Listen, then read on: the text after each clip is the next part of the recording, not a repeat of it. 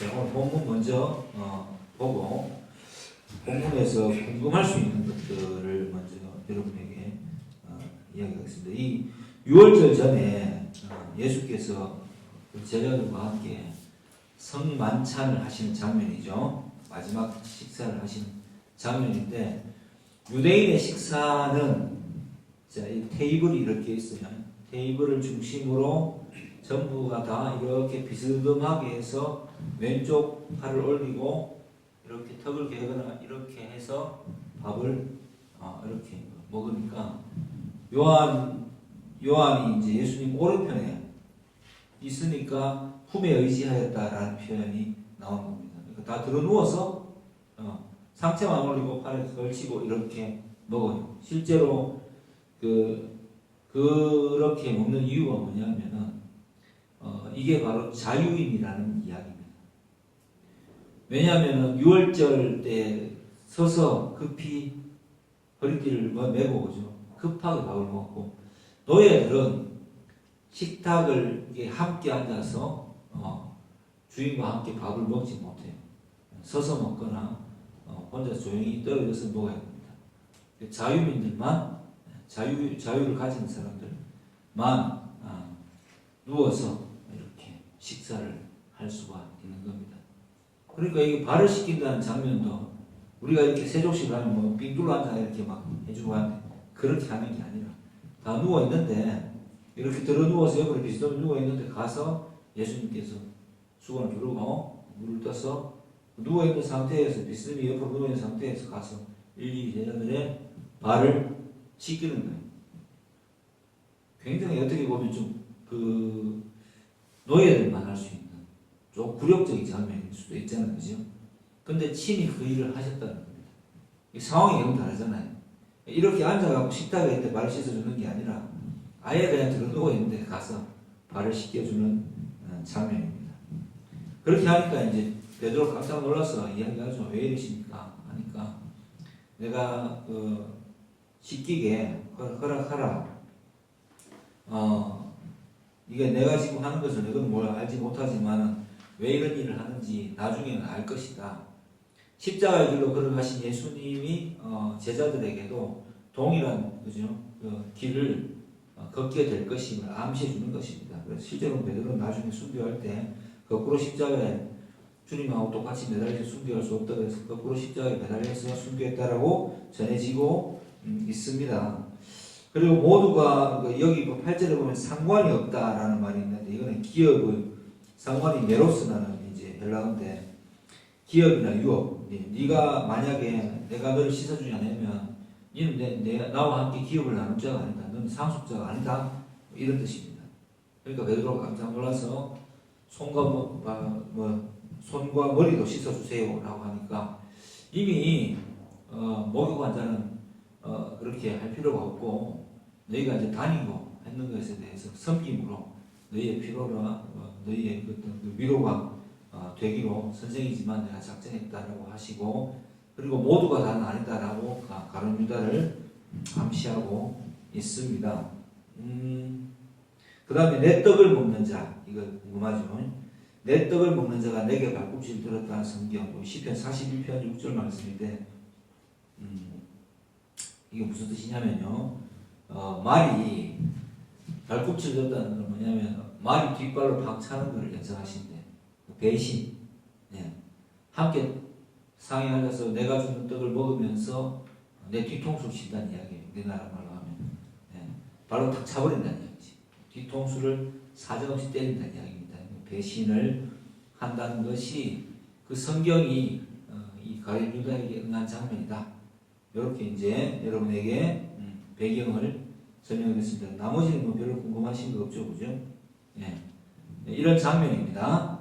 그 속에서 이제 우리 성도들이 했던 질문을 가지고 여러분에게 오늘 말씀을 전하겠습니다.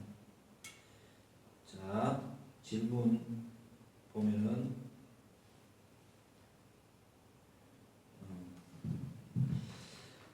첫 번째 질문은, 예수님은 가룟 유다가 배신자인 줄 알면서 왜 계속 제자로 두고 계셨던 걸까요?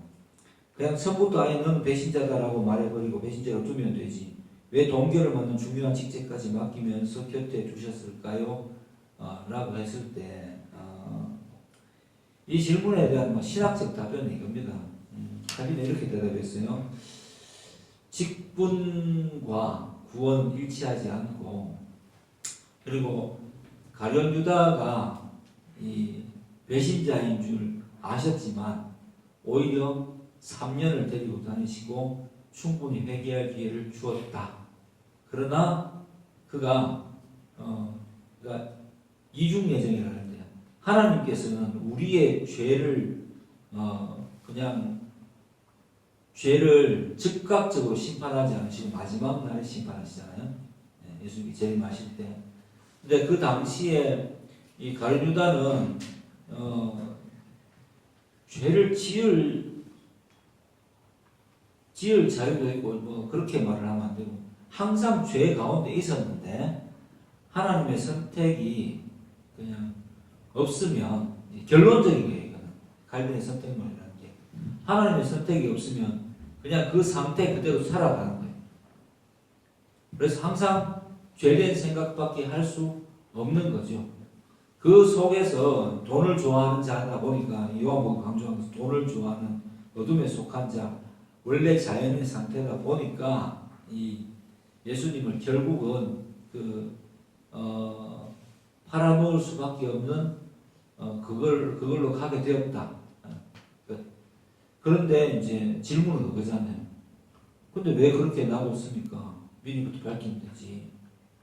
충분히 기회를 줬다라고 이제 먼저 이야기를 하고 그 다음에 가룟 유다가 배신할 것을 알고 그렇게 만약에 이제 그걸 회피해 갔다면 한 인간의 계략을 회피함으로써 십자가를 안 지셨겠죠. 그죠? 하나님 뜻이 이루어져 가지 않는 거지. 그러니까 하나님의 뜻은 결국 세우신 그 뜻은 창세기부터 쭉 이어지는 것이 죄 가운데 있는 인간을 선택해서 선택적으로 지정하셔서 구원하시겠다는 거예요. 역사 속에서. 그게 하나님 뜻이고 그 구원의 가장 하이라이트가 십자가 사건입니다. 거기에 하나님을 만나고 하나님의 기적을 체험했잖아요. 바로도 그랬고 가룟 유다도 그랬고 그렇지만 결국 그 사람들은 믿지는 못했다. 믿음의 가정 들어가지 못했다. 왜 그런가 라고 살펴보니까 하나님이 이들을 결국 선택하신 건 아니었다. 그러니까 은혜 가운데로 이끌어 주시지는 않았다라는 뜻인 거죠. 그럼 놔두면 알아서 죄를 짓겠죠. 한번 생각해 보세요. 많은 사람들이 교회로 나오고 예수를 믿고 그죠. 막 믿는다고 처음에 막 열정 불타오르고 왜 그렇게 했었어요. 왜 믿겠다고 고백한 순간에는 내 옆에 친구도 생기고 내가 인정도 받고 뭐 그런 순간들이 다들 있거든요. 처음 믿음을 가질 때. 그 이후로 뭐가 또 주어집니까? 예. 내가 변화되어야 할 시간들이 온 거죠. 신분에 맞게 변화되어야 될 시간이 주어졌는데 그 속에서 믿음을 선물로 받은 자는 갈등하면서 계속 바뀌어 갑니다. 순종하는 쪽. 그냥 바뀌는 거 아니에요, 절대. 갈등하면서 계속 바뀌어가요.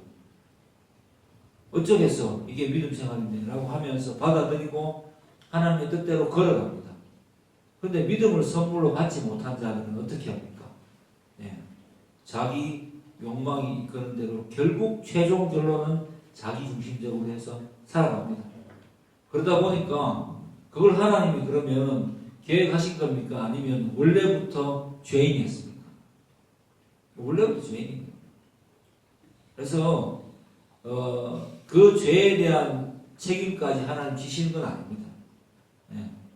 그렇게 이제 응답할 수, 답변할 수 있겠고, 가룟 유다가 배신할 자인 줄 이제 요한이 나중에 요한복음만 이렇게 좀 강하게 다루고 있거든요.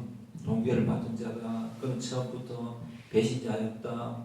뭐 이렇게 한 이유가 사도 요한이 요한복음 기록할 때 이렇게 그 사건들을 되짚어 보니까 이게 하나님의 은혜를 받는다는 것이 이런 것이고 로구나라고 자기 스스로도 그죠?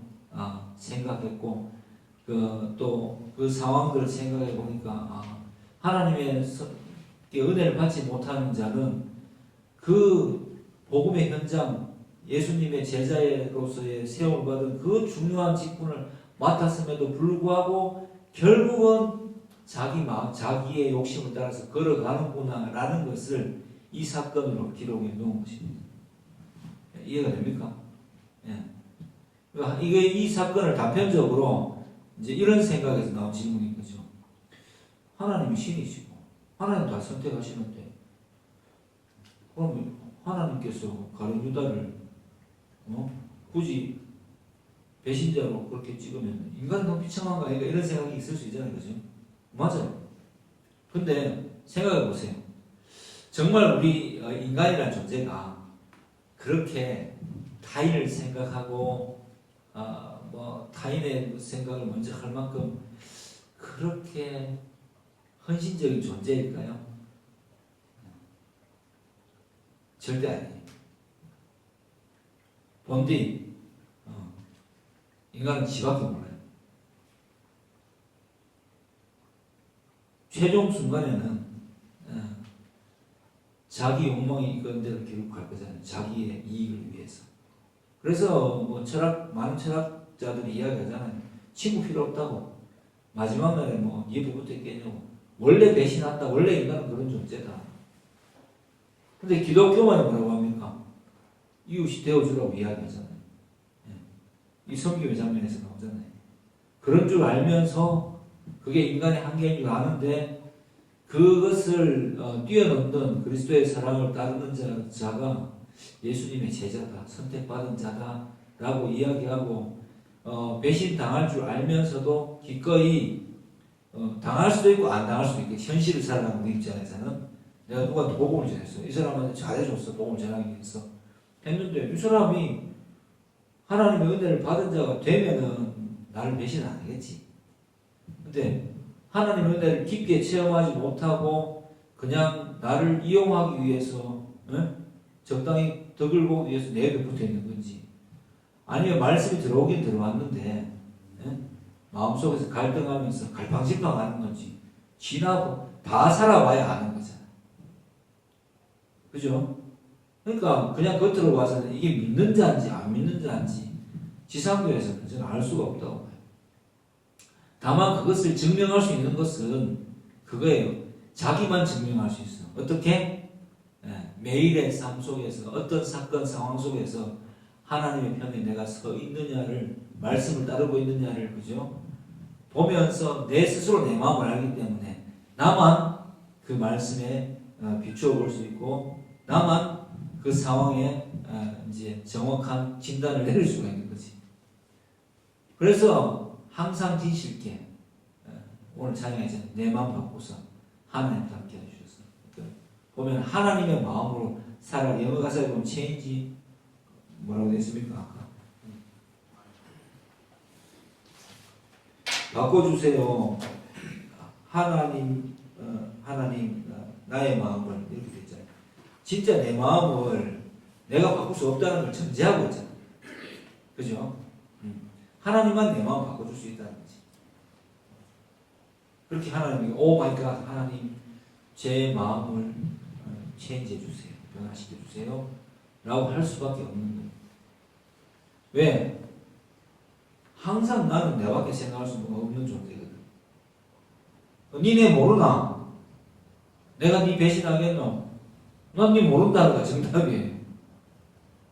내 옆에 붙어서 웃고 있고 내 약점을 알고 있는데 그 친구가 나와 끝까지 내 허물을 덮어주고 간다면 이 세상이 얼마나 아름답지 않겠습니까? 그런데 항상 인간사는 어떻게 끝이 납니까?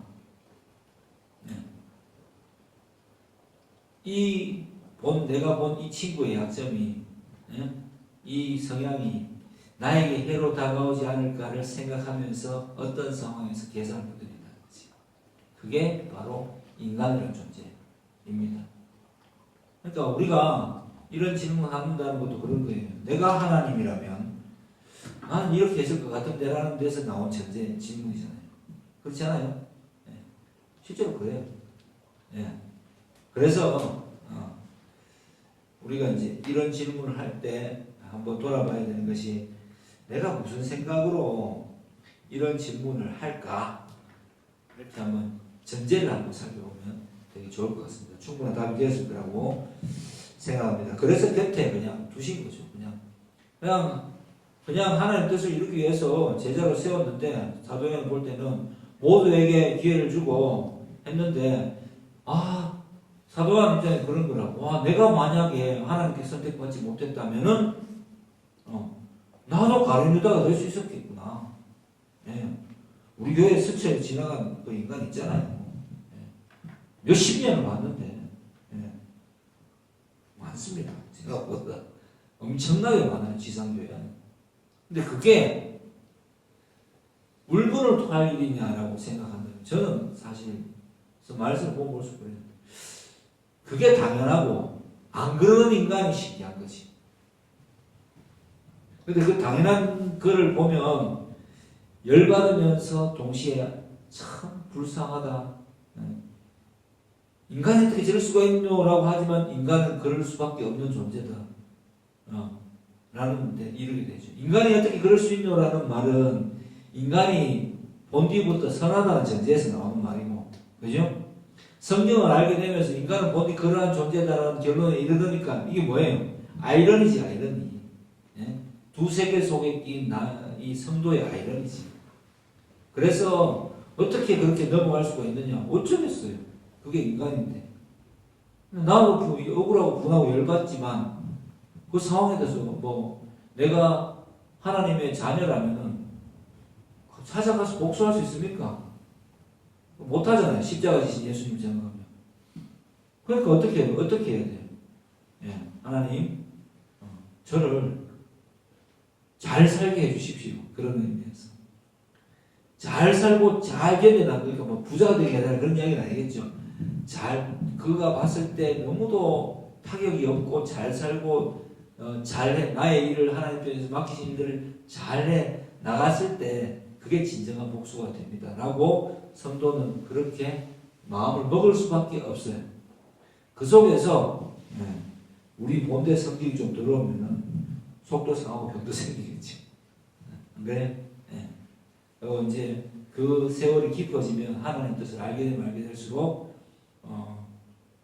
그냥 그 어쩔 수 없음에 대한 인정을 하게 되면서 자꾸 나도 바뀌어 가겠죠.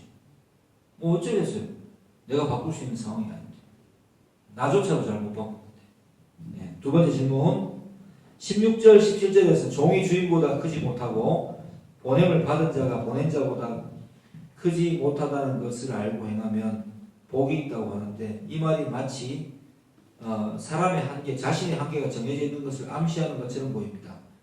한계가 있는 것을 안다는 것은 어떤 사람이 그죠? 자신의 끝이 보여서 더더욱 희망이 없을 것처럼 느껴지는 것 같은데, 느껴질 거라 생각하는데, 이렇게 말씀하신 이유와 또 저렇게 말씀하신 데에 내재된 의미가 궁금합니다. 이제 그렇게 질문을 했습니다. 한 사람이. 이 질문을 한번 잘 들여다보세요. 이 질문자는 자신의 한계가 정해져 있는 것을 끝을 본다는 것이 희망이 없다는 생각으로 이 질문을 출발하고 있죠. 그죠? 근데 다시 한번 이 생각이 맞느냐라고 생각해 보세요. 우리는 어쩌면 내 한계의 끝이 이게 신이 되고 싶은 거 아닐까요? 근본적인 원죄의 욕망이죠. 내 한계가, 내 어떤 가능성이 무궁무진하길 바라지만은, 그렇게 하다 보니까 이제 인생의 좌절을 많이 겪게 되는 거잖아요. 그죠? 근데, 성경에 나오는 이거잖아요. 너는 피조물이다. 우리 맨날 고백하잖아. 하나님은 거룩하십니다.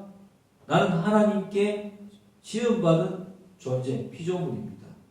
그런데 나는 하나님의 자녀입니다. 사실 이게 위대한 사람이거든. 예. 왜냐면 우리가 우리의 한계를, 그죠? 안다는 것만큼 행복한 게 없어요. 한계를 모르고 내 가능성을 모르기 때문에 끝없는 좌절하는 거지. 내가 별거 아니라는 사실에 직면하기 때문에. 근데 기독교는 예수 그리스도께서는 우리에게 정면으로 이 생각에 대해서 도전장을 던지는데 그게 바로 복음이야. 너는 피조물이고 너는 내 안에서만 행복을 누릴 수 있다라고. 그죠? 딱 한계를 정해줘요. 그 안에서 영원토록 나를 알아가면서 행복감을 누릴 수 있다. 그게 뭐예요? 영생이잖아요. 요한복음 17장 3절. 영생은 유일하신 하나님과, 그죠? 그에 보내신 자 예수 그리스도를 믿는 것입니다. 예. 그래서 한계를 아는 게 슬프냐라고 했을 때 한계를 알아서 저는 좋습니다. 근데 이게 체념적인 것이냐? 아니요. 체념적인 것이 아니죠. 어차피 우리가 그 성경을 통해서 예수를 만나지 못하면 지옥밖에 없다는 걸 압니다. 지옥은 어떤 데예요? 예. 내 자신의 그 어쩔 수 없음을 철저하게 체험하는 됩니다. 그리고 그것을 뛰어넘을 수 있는 어떤 행복감조차도 없다는 것을 뼈저리게 깨닫는 것이 현실에서의 지옥이고, 나아가서는 그런 줄 알면서도 끝까지 나를 신처럼 만들고 싶어 했던 그 사람이 인생의 종말을 맞이하고 영혼의 세계 속에서 그 생각 때문에 영원토록 벌받는 것이 성경이 말하는 지옥의 개념입니다. 그런데 현실 속에서 내가 하나님의 종으로 보내심을 받았다. 그럼 내 한계는 뭐예요? 하나님 안에 있는 게 내 한계잖아요.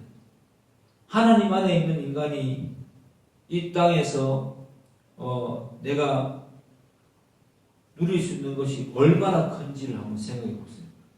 이거 무궁무진한 겁니다.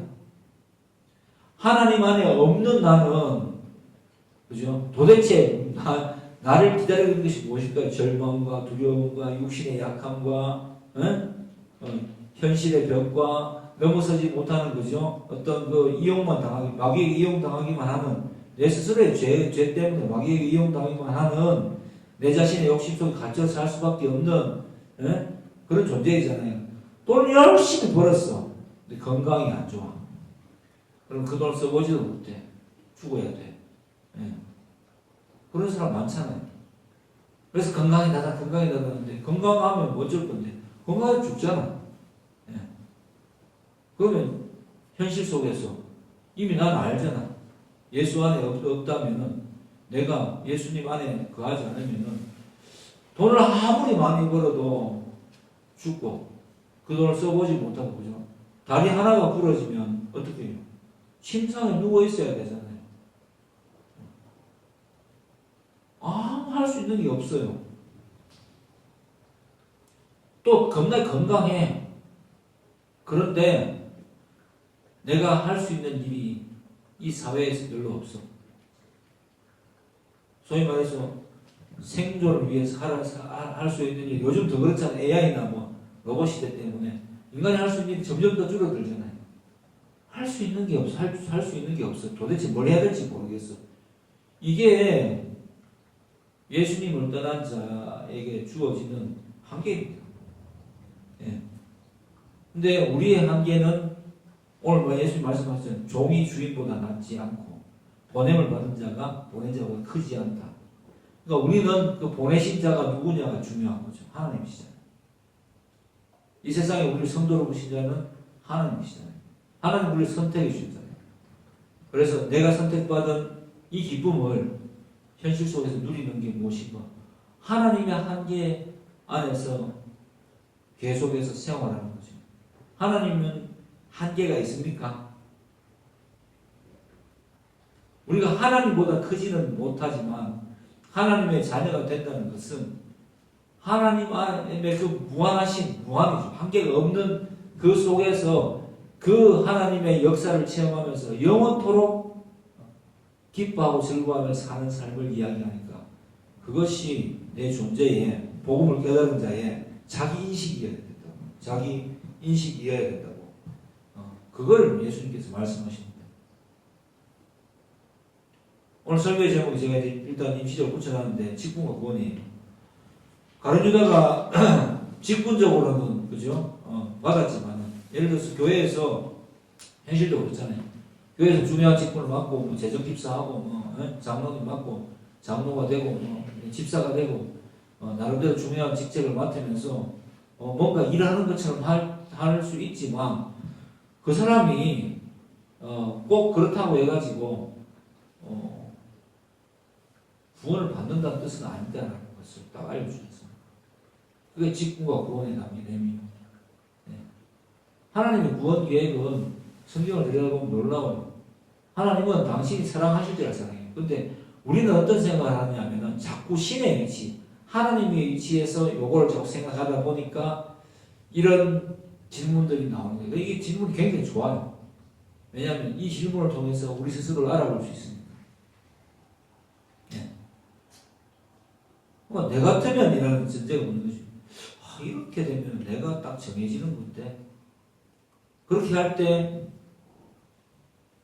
하나님 안에라는 그죠? In Jesus name 혹은 뭐 in God 나의 이 삶이 하나님 안에 있다는 것이 어떤 것인지를 한번 묵상해 볼 필요가 있는 거죠. 예. 그래서 내 삶이 마지막의 결론이 어떻게 맺어지고 싶은 것인가. 계속 예수님을 믿고 하루하루를 계속 예수 안에서 즐겁게 살아가는 것이 영생의 시작이거든. 그 사람에게 한계가 있을까요? 네. 저는 이런 이야기 들었어요. 뭐 예를 들어서 뭐 믿다가 교회 안 나가는 사람들 요즘 많이 만나거든요. 그분들이 하는 이야기 관심이 뭐냐면은 정죄에 대한 이야기예요. 교회 다니면 술 마시면 안 됩니까? 교회 다니면 담배 피우면 안 됩니까? 이렇게 질문들 많이 해요. 저는 이제 그렇게 답변해 주죠. 정확하게 답변해 줍니다.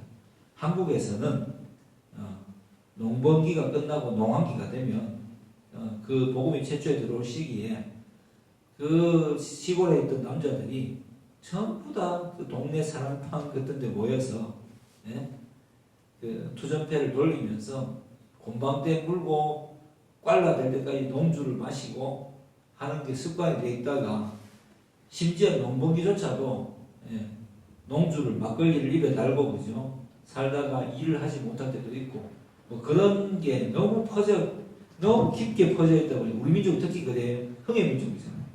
퍼져 있다 보니까 사람들이 예수를 믿기 시작했는데 예수 믿는 표가 도대체 어디서 나야 되느냐 했을 때 드러낼 게 뭐냐면 정결한 외적인 정결함이 좀 갖춰지면 좋을 것 같은 거지. 그래서 새벽 기도가 그러지. 일을 나가기 전에 기도로 먼저 시작하자. 그게 새벽 기도의 시초예요. 한국에만 새벽 기도 있잖아요. 그죠? 새벽에 다 나가잖아요. 촌에 가고 그러잖아요. 여러분 잘 알 수도 있고 볼 수도 있는데 우리 그 처갓집만 가도 할머니 살아계신 할머니들 어떻게 됩니까? 새벽 한 5시, 6시에 되면 뭐 바깥에 막 시끌시끌해요. 무슨 뭐 쫑알쫑알 그래서 자꾸 뭐라고 이야기해요. 그 삶을 그 하루의 시작을 기도로 시작하자는 게 새벽 기도의 시작이라. 근데 그것도 지금 법제화시켜서 이 도시에 맞지 않게 만들어놨잖아요. 그죠? 예. 그렇다고 모든 것들이 또 남자들은 또 어떻게 배워야 되냐 깔끔하게 입고 꽐라대가 성경에 술 취하지 말아 했으니까 꽐라대가지고 아침에 정신 못 차리고 해롱해롱 이렇게 나가지 말자는 이야기지. 정신 차리고 누가 보더라도 바뀌었다라는 모습을 보여주려고 하니까 그 한국 사람들 한 번 마시면 끝을 보잖아. 그지? 요즘은 물론 추세가 안 그래서 다행이지만 7, 80년대까지는 그죠? 일 중독자들, 워커홀릭들 그렇게 많았잖아요. 그러니까 계속 뭐 빨라가 들이가 마시는데 그런 거를 안 하는 사람이 누구냐? 기독교인이어야 된다는 얘기지. 그래서 개신교는 타협하지 않았고 소위 말해 천주교는 그게 뭐가 중요하냐 해서 뭐 그런 것들을 전면 내세우지 맙시다. 뭐 제사도 지내게 합시다. 포교를 위해서 술도 마시고 뭐 담배도 피고 그게 뭐가 중요하냐. 그까지는 또 맞아. 제사는 모르겠는데 그거는 또 맞는 말이긴 하지만 그래도 개신교가 이 부흥할 때 한국에서의 희망은 뭐 개신교도들이 말 듣잖아요. 저들이 믿는 자의 평원이다. 진짜 정결한 자들이다. 했을 때 술담 주초 문제가 가장 컸단 말이에요. 그래서 술 담배를 안 했을 뿐이에요. 근데 그 문제에 대해서 계속 물어봐. 그럼 그들은 신앙생활을 했는 걸까요?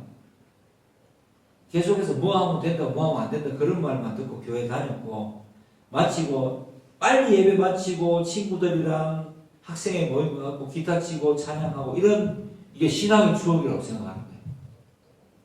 희한하지 않아요? 근데 진짜 신앙의 추억은 뭐가 되어야 되냐면 이게 신앙의 추억이 되어야 되죠.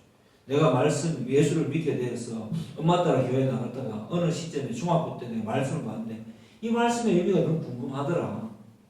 그래서 목사님한테 물어보거나 그렇게 해서 우리 모임 속에서 인간은 어떤 존재일까요? 뭐 전도사님 학생은 정말 공부를 열심히 해야 된다는 게 그게 성경이 어디에 나와 있습니까? 라는 둥둥 그렇게 했을 때 어떤 그거를 복음적으로 풀어서 설명했을 때 내 가슴이 깊게 와닿았다. 그때가 나의 인생의 터닝 포인트였다. 뭐 이런 게 신앙의 추억이 돼야 되는데 그렇지 않다는 거지. 진짜 그렇지 않아요. 깜짝 놀라는 거지. 그래서 그게 한국 개신교의 현실인 거지. 그래서 저는 오늘 이렇게 설교의 형식을 바꿨습니다. 예. 이 설교는 칼빈이 이제 종교개혁 시기에 많은 사람들이 대부흥의 시기에 교회에 몰려들다 보니까 말씀의 중요성을 강조하기 위해서 강론을 설교를 길게 했는데 점점 사람들이 궁금해하지 않고 성경에 대해서 아무 생각 없이 그냥 교회에 와서 좋은 이야기 듣고 내 마음에 흡족한 이야기 듣고 위로받으려고 하는 그 니즈, 욕구에 부응해서 그냥 성경 말씀을 주제를 하나 가지고 여러분의 기분을 풀어주는 식으로 자꾸만 바뀌게 되었어요. 예. 그런 거는 개혁 신학은 아닙니다. 그래서 오늘 여러분들이 질문한 것을 토대로 해서 설교 제목을 잡고 이렇게 설교를 하게 되었습니다. 이것을 하나님께서 기뻐하실 것이라고 저는 준비하면서 확신했습니다. 여러분에게 오늘 이 한 질문 내용에 대해서 충분히 답변이 되었을 거라 믿습니다. 하나님 안에서 내가 한계를 가진다는 것은 그토록 기쁜 일입니다. 내가 종이 되는 것은 그토록 좋은 일입니다. 내가 예수님의 제자가 된다는 것은 내가 내 인생을 더 이상 내 미래를 책임지지 않아도 된다는 뜻입니다. 그리고 하나님이 원하신 대로 걸어가다 보면 짧은 인생 속에서도 매 순간 내가 내 욕심으로 생각해 봤을 때는 만족하지 못할 수 있지만 내가 나를 좀 객관적으로 돌아보는 회개하는 게 나를 객관적으로 봤기 때문에 회개하는 거거든요. 예수 믿으면 객관적인 나를 봤을 때 나는 만약에 많이 죽어지면 그렇게 못 살 것 같아. 나는 성향을 지니고 있어서 하나님께서 나에게 이 삶을 하게 주신 거다. 그러면 나는 어떻게 바뀌어야 되는가? 여러분 돈 좋아하죠? 제가 항상 이야기하지만은 돈을 좀 많이 쓰면서 이렇게 좀 넉넉하게 살고 싶습니까? 그러면 먼저 여러분이 베푸실 때를 먼저 찾으세요. 예? 맨날 한계 정해놓고 나는 이렇게밖에 못합니다. 예? 항상 내 한계 속에 생각하잖아. 난 이웃에게 이렇게밖에 도움 못 줍니다. 내 삶이 지금 이 꼬라진데 누가 누굴 도운단 말입니까? 이렇게 하는 사람은 그냥 하나님께서는 그 사람 딱 먹고 살 만큼만 주세요. 근데 나는 이렇게 생각해요.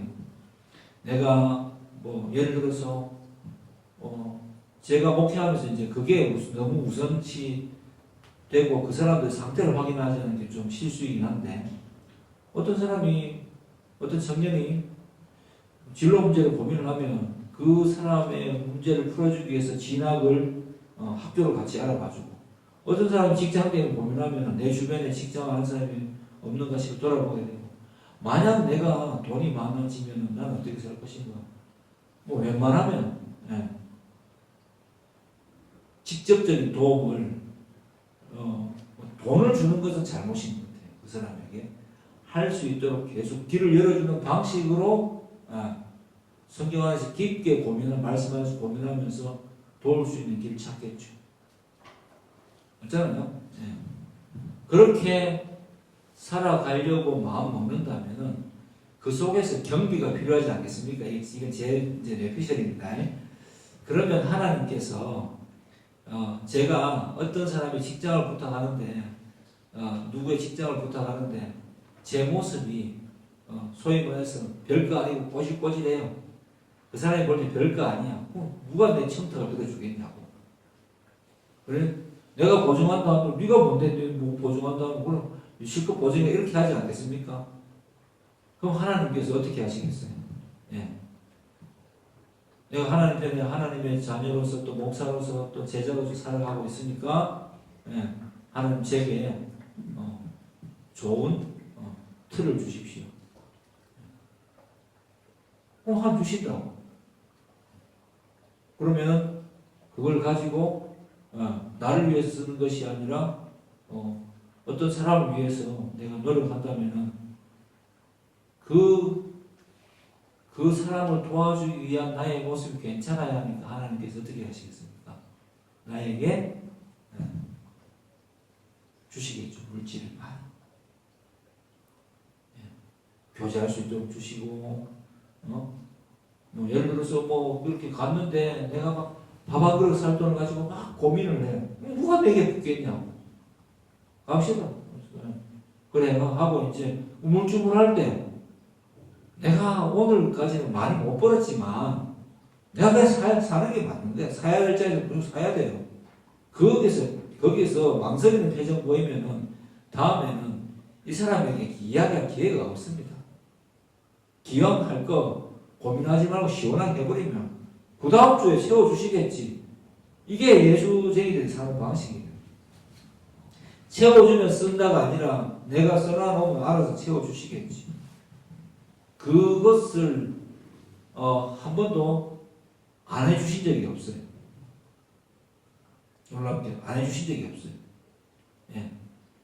그런 맛으로 산다면 그 필요가 좀 내가 좀 큰 사람이 되어야 된다고 생각하면, 그죠? 하나님 요구할 수도 있잖아요. 주님, 제가 청지기적인 삶을 살겠습니다. 한번 좀 많이 좀 주십시오. 저는 그렇게 기도합니다. 주님 좀 많이 주세요. 이번 주는 좀 많이 필요할 것 같은데 다음 주는 많이 주세요. 다음 주에 많이 주세요. 되고 뭐 지금 좀 많이 주시면 좋겠습니다. 그리고 아프지 않게 해주세요. 영광 가릴까봐. 그렇게 하지 않게 해주세요. 그렇게 사는 거예요. 그게 하나님 안에서의 종의 삶이고 사도의 삶이고 하나님 자녀의 삶입니다. 그런 축복을, 그게 축복 아닌가? 축복입니까? 아닙니까, 여러분? 올매나 마음 편녕. 하나님 다 가지고 계시니까 때를 따라서 이른 비와 늦은 비로 성경에 나오는 그런 거죠. 우리는 농사를 모르니까 적은 돈으로 많은 돈으로 상황으로 주시고, 내 자녀를 내가 내세우려고 하니까 옷도 적당하게 깨끗하게 입을 수 있는 필요도 주시고, 또 꼬물이잖아. 누군가를 잘 살려주기 위해서 내가 어떤 지위를 가지고 있도록 하나님께서 나를 특별하게 이끌어 주신단 말입니다.